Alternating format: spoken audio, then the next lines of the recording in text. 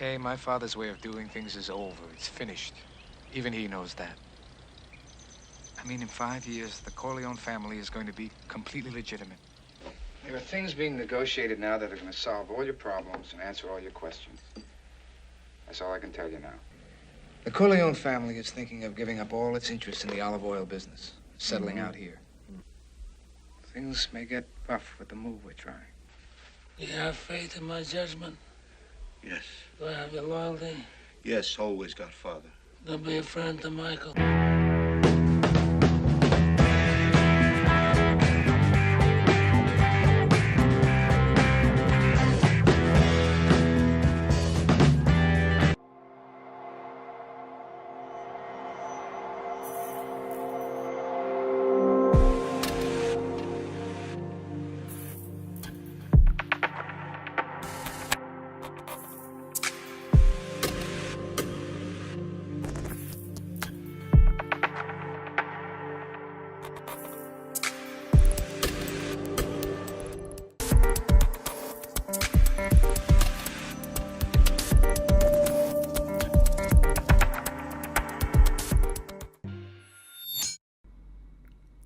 It is old news that Nikon recently announced its entry into the full-frame mirrorless camera market. It is also old news that Nikon's announcement provoked an orgy of negativity. Many of the people who have been seduced by the hate are reacting as if Nikon betrayed them personally. The disconnect, however, is that very few of these people have defined exactly what they want from Nikon. They are instead simply competing with each other to make the longest list of what Nikon has done wrong. The chief complaints are that battery life is shorter than on DSLRs, autofocus is not perfect, the cameras do not have a high frame rate or a flip-out screen, and there is no compatibility for the D lenses. And everyone is trying to find relevance in complaining that the new cameras have only one memory card slot. Even people who are independent and reliable have joined the game. There's a tremendous amount of people, including prominent people, not only on YouTube but elsewhere, that are basically telling everybody, you know, this camera's a joke. You know, for this price point with a single card slot with bad blackout between shots and less than really good autofocus performance, you know, Nikon is absolutely crazy.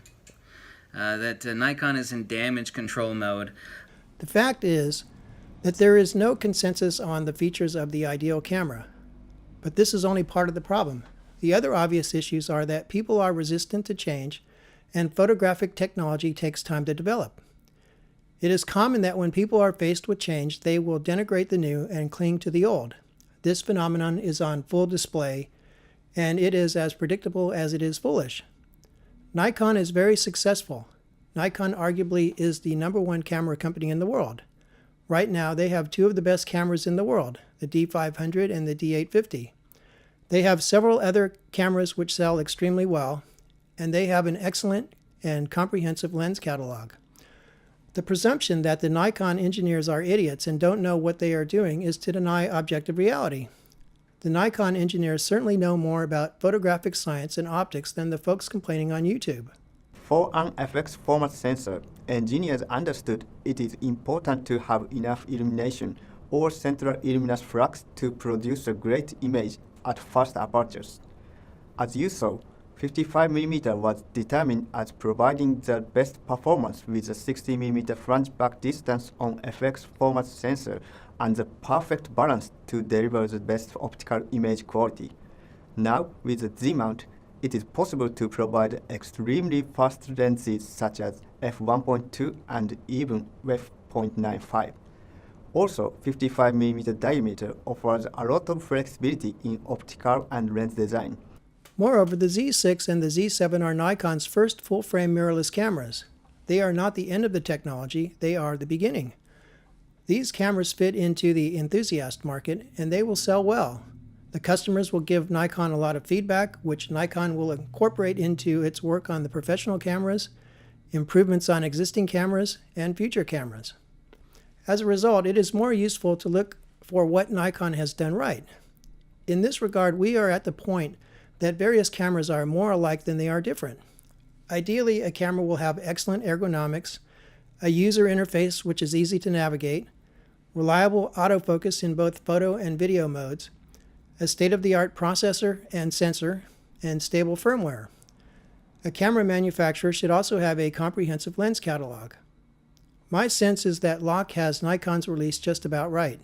In real life, it actually looks good, and every single bit, every single element on this camera scream Nikon. When you pick it up, it's secure, big grip, and then all the rubberized bits.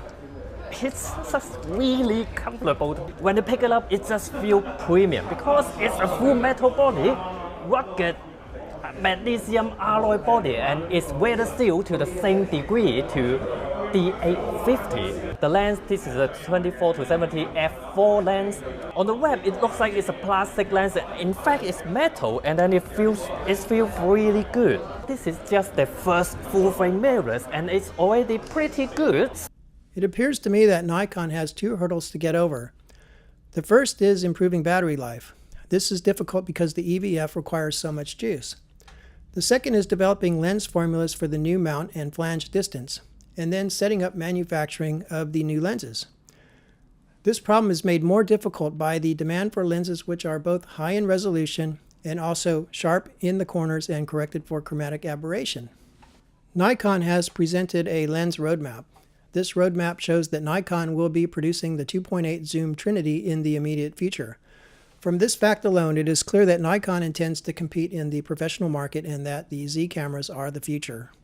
I won't predict how long the turnover will take or how long it will take Nikon to produce the 1.4 and 1.2 prime lenses. Nikon has stated that they intend to continue producing DSLRs in parallel, but it is likely that the market share of DSLRs will shrink rapidly. It is likely that mirrorless cameras will be the majority of Nikon sales within a few years. It is also likely that f-mount lenses will come to be viewed as obsolete. Of course they won't be, but they won't have much resale value. All of this begs the question, how should Nikon's customers position themselves? Obviously there are different answers for pros than there are for amateurs. Pros have to buy what they need. Amateurs can wait and see how things play out. I decided to trade my DF for a D850. The D850 is a state-of-the-art DSLR. It is great now and should be for quite a few more years. It is a fitting camera for Nikon's 100-year anniversary. On this point, there is general agreement. Everybody's been asking me all this time about the perfect camera that does everything. And by everything, I mean landscape, architecture, portraiture, sports, action, wildlife, product photography. I can absolutely state, because I'll have to live with this and eat the words, that I will live with it with perfect comfort because I've tested the piss out of this damn camera, that I can call the Nikon D850 legendary. My only real gripes with the D850 are that it is heavy and continuous autofocus in video mode is not very good. I also wish that I could switch between single and continuous autofocus with one button. In addition, I am going to stick with the lens kit I have been developing since I switched from film to digital a few years ago. This includes the 58mm 1.4, the 50mm 1.2 AIS, the 28mm Zeiss 2.0, and 2D lenses, the 105 DC 2.0 and the 180 2.8. Despite my general reservation about the future of f lenses, I did recently buy the 24 to 120 f4 BR zoom lens. I don't usually go for zooms because they are heavier and less realistic than prime lenses. However, they are convenient. This particular lens is recommended by Benjamin Canarak. He is a world-famous fashion photographer. His work regularly appears in the top fashion magazines such as Elle and Vogue. I bought this lens because I expect the next presidential election cycle to be somewhat violent.